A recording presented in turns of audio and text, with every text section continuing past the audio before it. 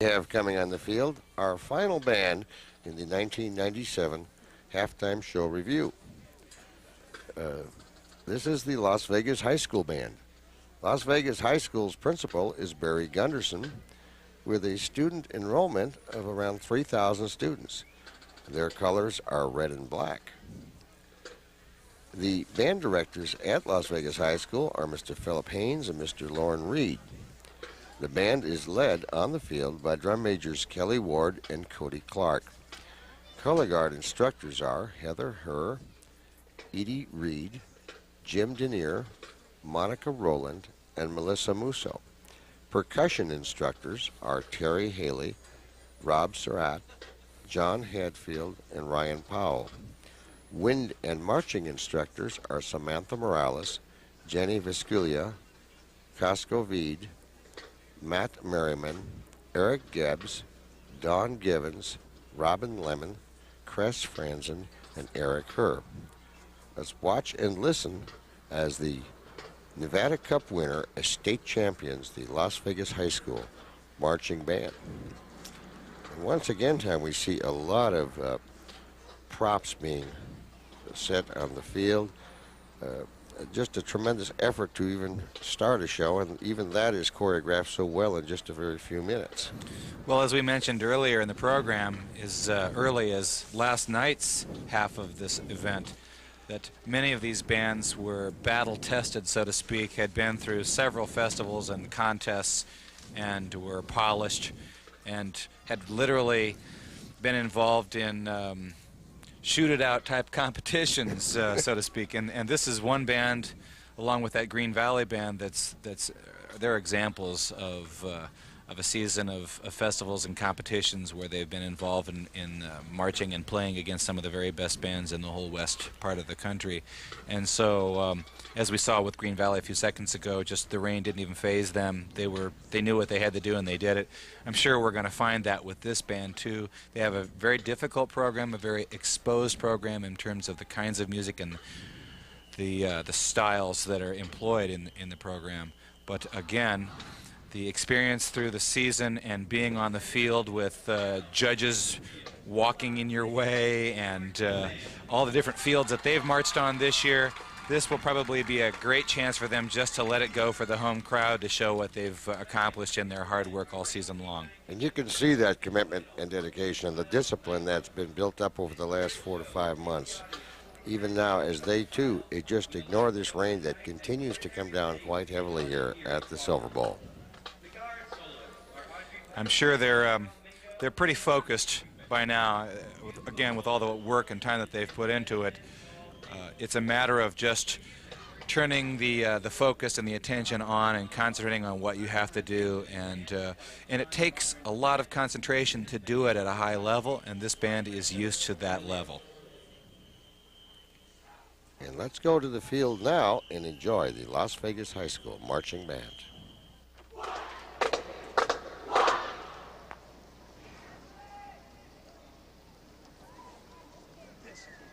Drum majors Kelly Ward and Cody Clark. Is the Las Vegas High School Band ready? Don't get too close.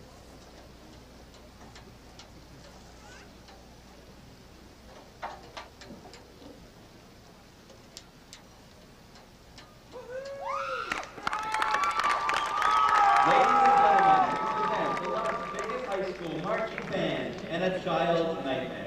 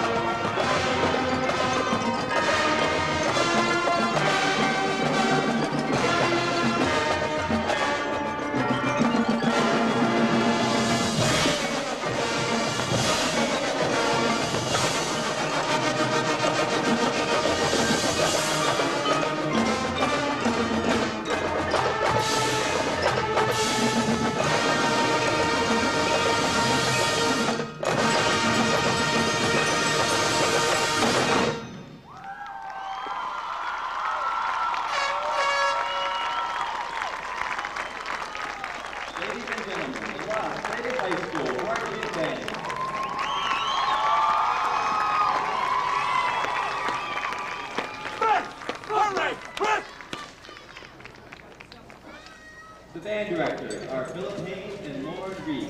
Additional instructional provided by Heather Hare, Edie Reed, Jim Denauer, Melissa Musso, Monica Rowland, and Grace Kugler for the Rhythmettes. Terry Haley, Rob Surratt, John Hadfield, and Ryan Powell. Well, what a tremendously exciting and energetic conclusion to this 1997 halftime show review. I think this band has really taken it to a new level. Symphonic music in the most entertaining way and extremely difficult music, drill, just everything, and it all came together so perfectly. Some band aficionados out there that might be watching and listening might have recognized Incantation and Dance in there, the second production of the show, and then the March of the Scaffold, Berlioz from Symphonie Fantastique to end the program, and with other great literature as well. I always like to hear a band play heavy stuff on the field, and it was pretty heavy out there. And talk about rain. Doug, it was pouring during their performance, and again, seemingly on autopilot, but I'm sure it wasn't quite so autopilot. It was more high-level concentration, and let's get this done the right way. And you have to respect those students for putting on such a great show in such adverse conditions. Oh, I have just the highest respect for them, Tom, as anyone who's ever done this, as we have, has to. The professionalism exhibited by these young people, just incredible. And I should mention, too, because this is certainly no easy feat, the tremendous effort put on over these last 2 evenings by the Channel 10 sound and camera production staff and their director, Tom Sarno. Even without the rain, it's a tremendous undertaking, and it runs and flows so smoothly. My hat's off not only to all these bands and the last 2 that performed in pouring rain, but to that camera and production staff of Channel 10. Just a tremendous job. We were talking last night about Las Vegas being lucky to have such fine music program in their schools. Not only the bands, but the orchestral programs around town, the choral programs, very strong programs and recognized and respected nationally. But you were talking about Channel 10. You'd have to take your hat off to them and respect them for caring, for being out there in the rain with these students and for making the coverage be good, not only this year but every year that they're out there doing it. And we don't often talk about them on this program, but certainly I think the community appreciates Channel 10. I think Channel 10 probably would like to see appreciation in ways financial that would help them even bring about more quality programs such as this. But I would echo your sentiments on Channel 10's commitment to Las Vegas and to culture and life in Las Vegas. Without Channel 10 and without these students and this program, we'd certainly be missing something very special. We certainly would. Channel 10 is always behind the scenes, and I think people don't realize it, but KLVX Channel 10 does care about kids and teens. This halftime show is just one way that they showcase the achievement of young people in our community. You know, we talked about the rain being a factor in the performance, but nobody stops to realize that after the show is over, those instruments go back in those cases. And what did the rain do to those instruments? Well, in the case of the brass instruments, hopefully not a lot of damage. If those brass instruments are wiped off and that they haven't been coated with a water-soluble lacquer in the case of possibly some of the cheaper instruments that are available today, those brass instruments may be okay. The woodwind instruments, however, there could be some real damage done, especially if those instruments are wood. In most cases, they're not wood, they're plastic these days, or some sort of composite. But the pads on the clarinets, the pads on the flutes, the pads on the saxophones, those are all probably going to incur some sort of damage over the evening. So we appreciate these directors for letting their students march in this situation and running the risk because we enjoyed their programs. You're absolutely right, Tom. I know when I was the director of high school bands, I would tell my clarinet and woodwind players, if you have an old plastic instrument, use it in the outdoors on the field, especially in weather like this. We should mention, too, what we're seeing on the screen now is that each band, represented by their drum majors, will receive an award plaque for their fine performance over this 2-day event. And that last evening we were fortunate to have our former superintendent, Dr. Kenny Gwynn, here to present these plaques. And this year is equally fitting. We are very honored to have Dr. Harold Boyce, who has been the coordinator and organizer of this show for the past 24 years, present these awards. This has got to be really special for the kids receiving them. So thank you once again for watching the 24th Annual Halftime Show Band Review. Wasn't it great? It was a great 2 evenings in spite of the rain. and certainly our respect and our admiration for the students who made it really be special this year. Yeah, this is Doug Loss and Tom Leslie saying thanks for joining us and good night. See you next year.